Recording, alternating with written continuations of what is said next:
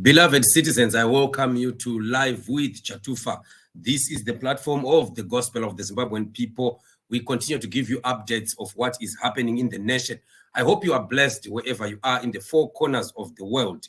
Basic education beneficiaries face expulsion from schools as Mnangagwa fails to pay.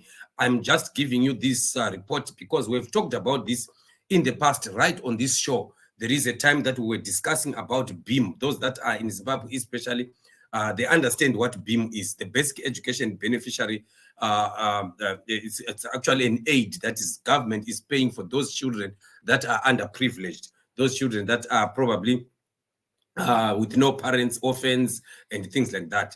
And the government has been paying. And this BEAM is just very, very small amounts of money that Mnangagwa government is supposed to pay to the schools.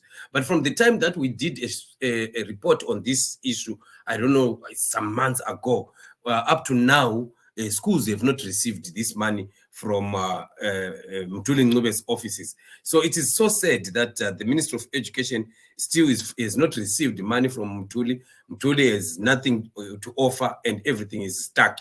The Newsday Zimbabwe reports that a constricted fiscal space to cover children whose fees are paid for by the government through the basic education assistance model, BEAM, could see beneficiaries dropping out of school or facing lawsuits for fees arrears, Newsday has established. So this is the report. Just imagine when you look at these guys like Mthuli Ncwebe, and last time we were talking about him is even on SABC, saying that everything is moving well, the ZIG is making progress, the economy of Zimbabwe is rising, and yet they are failing to pay very, very small amounts of money that they are supposed to pay to primary schools and you know what?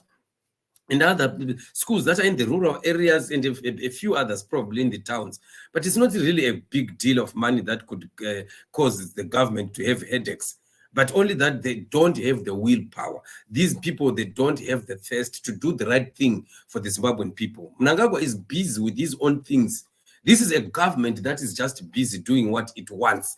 They have nothing to do with the Zimbabwean people. They have nothing to do with the children. They have nothing to do with education. In fact, they are actually looking forward to destroying the education system of Zimbabwe. Like I've always been telling you that they've realized that they need to lead dunderheads. They want to cut this culture of having Zimbabweans educated because educated people are not easy to manipulate. So they want to start to do that.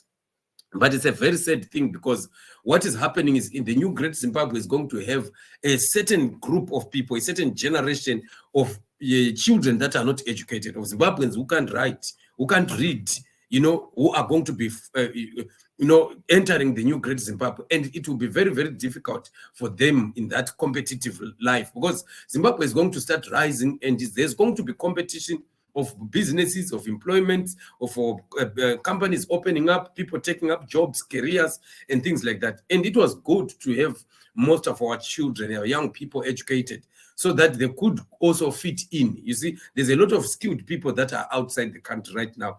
And if these people come back into Zimbabwe, there's going to be really quite a lot of competition when it comes to work. And then you will have some children that did not go to school, that did not acquire even just an ordinary level certificate, just because Mnangagwa did not want to pay just a small amount of money, probably less than $100 for a child to complete Form 3 and Form 4, which is not quite a lot of money.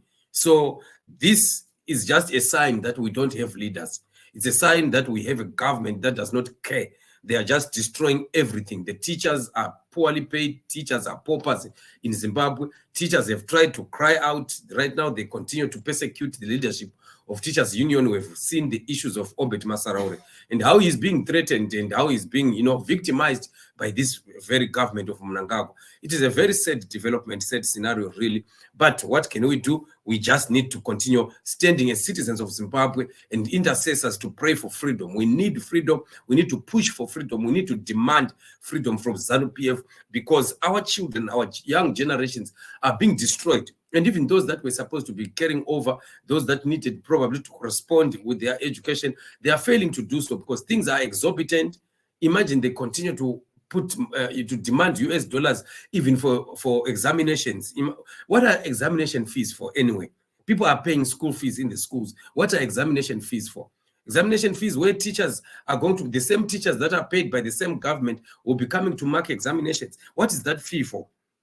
This government can't stretch its pocket just to pay teachers who are coming for marking an extra amount. Why would they want examination fees? There are other countries all around us. You never hear parents talking about examination fees, but only in our country, where that education system is just gone to the dogs and there is nothing that is working. Children are not learning, the teachers are not teaching, everything is down, the morale is down, the government is not committed, there is no allocation of funds that is channeled towards the development of education, uplifting the education system. They've taken up everything. Especially when they introduced this ZIMSEC of theirs, they killed everything. Everything has just gone down. I'm telling you, today, if anybody who has a qualification, certificate, degree, or a higher national diploma, whatsoever, from ZIMSEC or Zimbabwean education system, I'm telling you, they are rejected out there. In competitive countries, you are looked down as you don't have anything. They'll just dismiss it and put it aside, because the same government of ZANU-PF have had these politicians going to start to demand to have degrees. We have seen the corruption at the University of Zimbabwe, where they are just bestowing each other with the degrees that they have not worked for.